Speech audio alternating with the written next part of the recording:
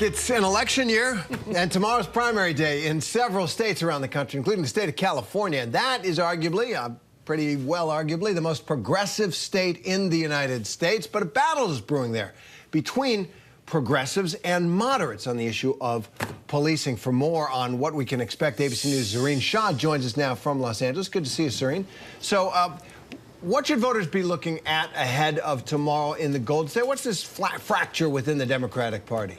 Hey, good afternoon, Terry. Yeah, you said it. California is arguably the most progressive state in the country, but things look like they could take a differing turn here, and that's where it gets really interesting. There is a massive tug of war playing out between progressives and moderate Democrats to the point where many are closely watching to see if a state like this one, like California, might be moving slightly to the right. And if so, that is a really big deal, and it begs this question of what that means for the rest of the country. Look, the biggest issue here right now is crime and policing, and you're seeing that debate play out nationally too, with Biden recently issuing an executive order to overhaul policing, and how Democrats are still really conflicted about how much to invest there. And then you can see that debate about where voters stand on that topic playing out intensely here locally, especially in the San Francisco district attorney recall race. Terry, as you know, San Francisco voters, they are often seen as the most liberal, and then the state attorney general race, and then of course right here in Los Angeles in the mayor's race. Oh, let's not forget the mayor's race. It's gotten a lot of attention around the country. You've got billionaire Rick Caruso, known as the businessman behind those massive outdoor malls, in a very tight race with Congresswoman Karen Bass, who, as we know, is on Biden's VP shortlist. So what should we be paying attention to? Yeah, so policing is a major issue throughout the country, and some voters are seeing this right now, the mayor's race, as the tail of the status quo candidate versus the candidate who is just pushing for dramatic change. Look, you've heard the story about LA. There are so many streets that right now are just covered with homeless encampments. And then we've told the story here so many times of those recent home invasions, that crime is taking a big toll on a lot of Angelenos. So Caruso, for his part, he wants to add 1,500 cops. His plan would give LAPD more police officers than they've ever had before.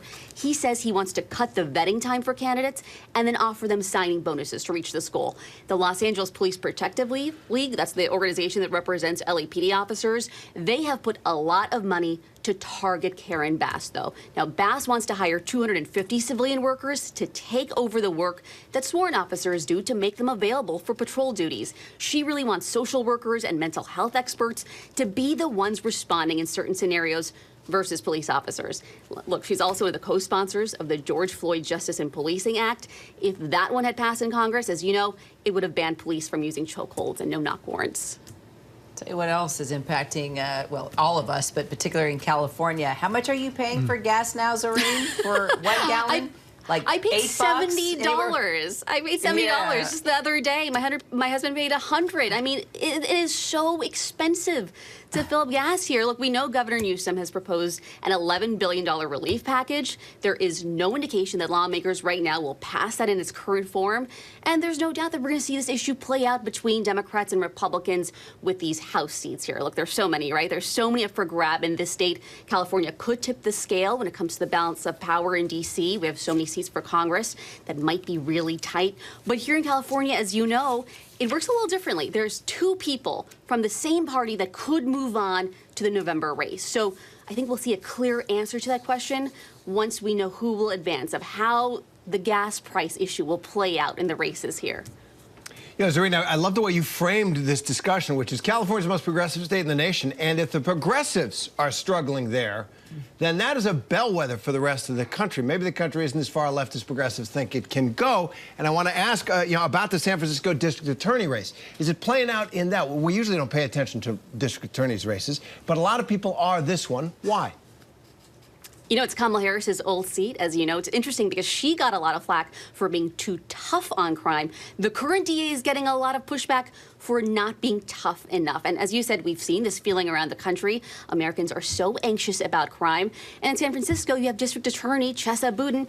He is going to get this verdict from voters. It's about how he's gone after criminal cases. He took the job on as someone who was leading this effort of a national movement to reform criminal justice. And the question in San Francisco that voters are asking is if he just prioritized defendants too much. And critics say he didn't go hard enough after repeat offenders. Guys?